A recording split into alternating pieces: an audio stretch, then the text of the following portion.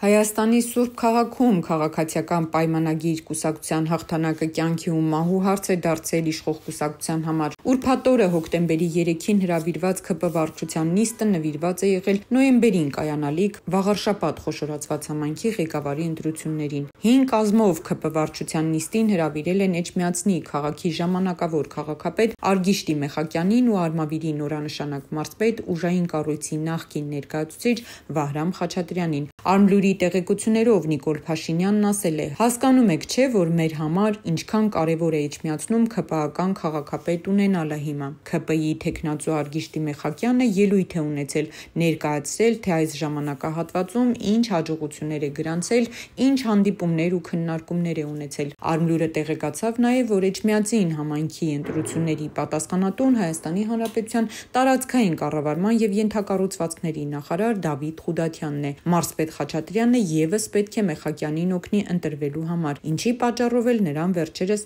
հաճախ են ՔՊ վարչության նիստերին կանչում։ Փաշինյանն այս պահին այդքան էլ գոհ չէ իրավիճակից և թիմին հորդորել է աշխատել Էջմիածնում քաղաքապետի պաշտոնը ընդդիմադիրներին չհանձնելու համար։ Առանց այդ էլ Գյումրու ընդդիմադիր քաղաքապետի ներկայությունը քաղաքական դաշտում նյարդայնացնում է Փաշինյանին։